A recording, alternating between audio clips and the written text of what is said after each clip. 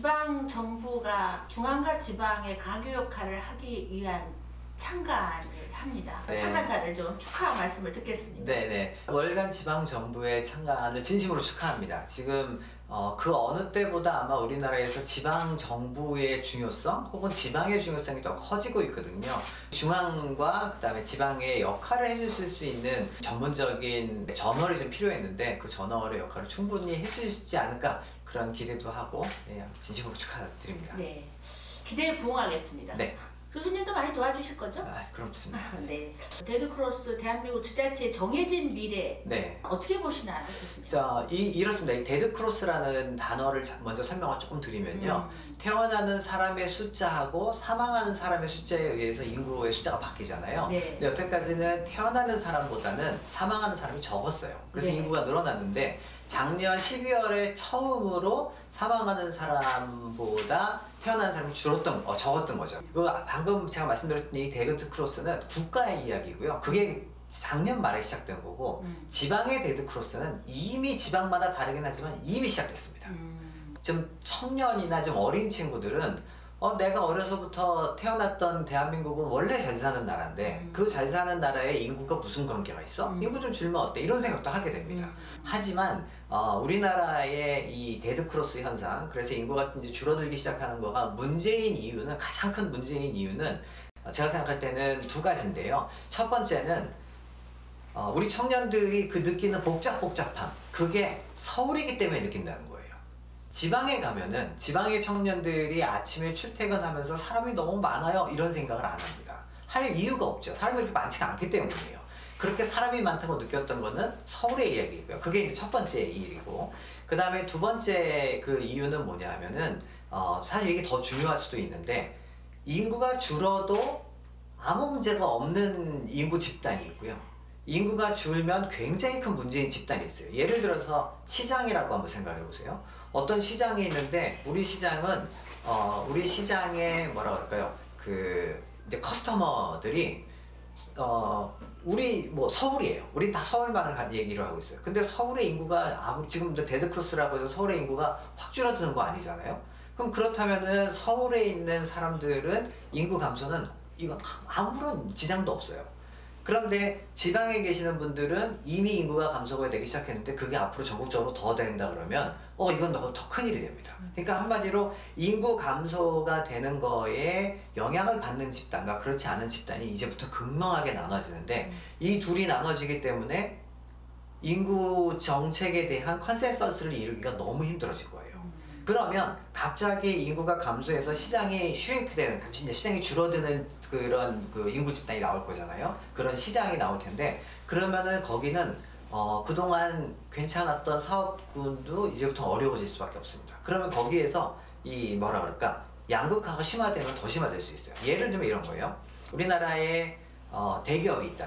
근데 대기업이 시장이 우리 국내만이 아니라 전 세계잖아요. 그럼 이 대기업이 국내에 인구가 줄어드는 게 문제가 될 것이냐?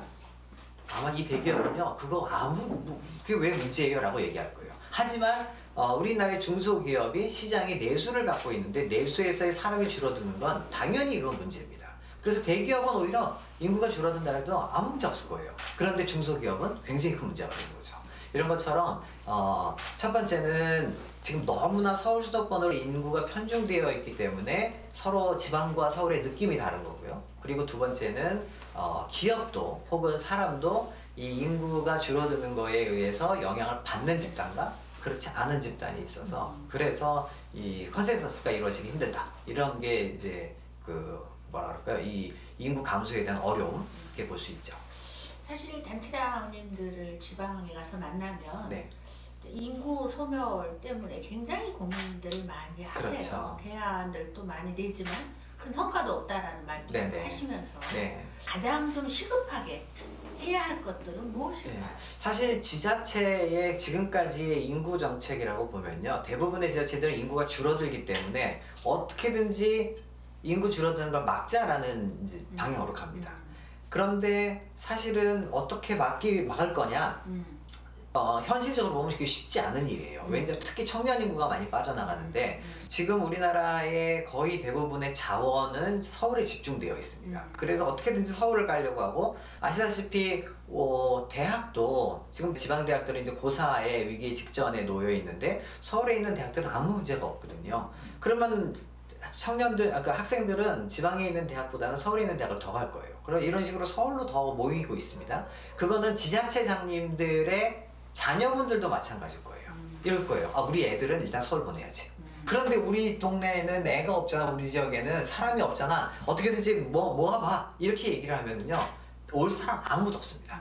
그래서 사실은 지자체에서 신경을 써야 되는 게 그렇게 인구를 자꾸 늘리기 위한 그런 노력보다는 두 가지에 더 신경을 써야 되는데 첫 번째는 현재와 같은 상황이 지속됐을 때 언제 무슨 일이 발생할 거다라는 걸 미리 예측을 해야 돼요. 회귀하려고 하지 말고 어떻게 보면은 이런 일이 어쩔 수 없이 이거는 뭐 돌이킬 수 없는 일이다라는 생각까지 가지셔야 되고 그래서 그렇다면은 지금 벌리고 있는 정책이나 무슨 뭐 제도나 뭐 사업들이 있는데 이 사업이 5년 뒤에도 유효할 것이냐 10년 뒤에도 유효할 것이냐를 생각하고 그 정책들을 펼치셔야 되는 게 있고요.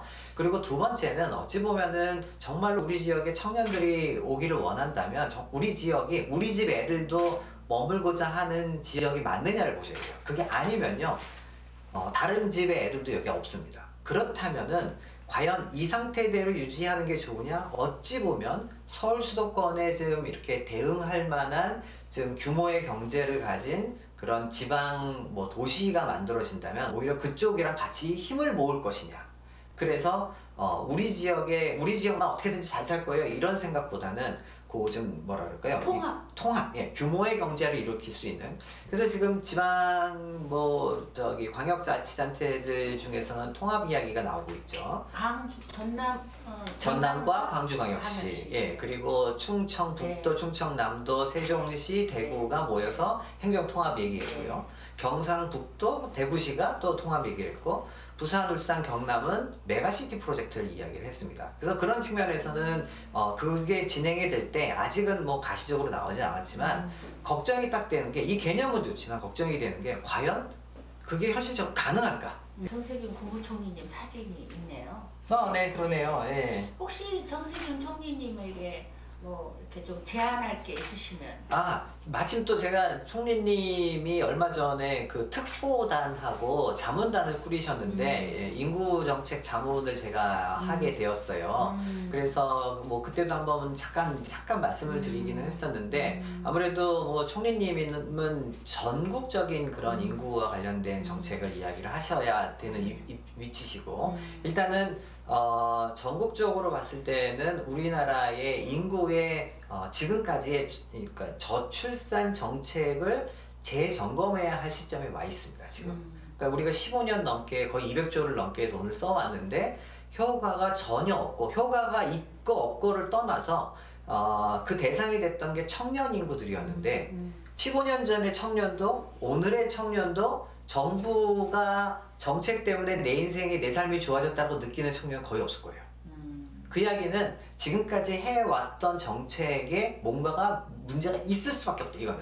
근데 그거를 계속 가시기보다는 총리님께서 아무래도 뭐 실질적인 행정을 다 하고 국가의 행정을 하고 계시니까 그걸 한번 좀 검토를 하실 시점이 돼 있고 그리고 뭐 마침 이제 내년에 그 우리나라의 이제 대통령을 새로 뽑게 되잖아요. 그래서 지금 이제 남은 요 정부의 남은 시기 동안에 다음 정부가 더 제대로 된 인구 정책을 펼치기 위한 그런 행정적인 준비를 우리 총리님께서 총리실에 있는 동안에 좀 다 좀 만들어 놓고 그거를 이제 다음에다 넘겨주셨으면 하는 그런 생각입니다. 네. 어쨌든 교수님의 창간 인터뷰, 인구 소멸에 관련된 창간 인터뷰를 좀 끝내려고 하니 우리가 좀 배워야 할 게 너무 많아서 앞으로도 정말 우리 공직자들의 생각이 대한민국을 바꾸는 거 아니겠습니까? 네, 많이 좀 도와주시기 바랍니다. 네, 그러겠습니다. 그리고 저희 월간 지방정부 더 이렇게 성장하시고 우리 중앙과 지방을 잇는 그런 아주 훌륭한 가교 역할을 해주시기를 저도 기대하겠습니다. 네, 열심히 하겠습니다. 수고하셨습니다. 고맙습니다.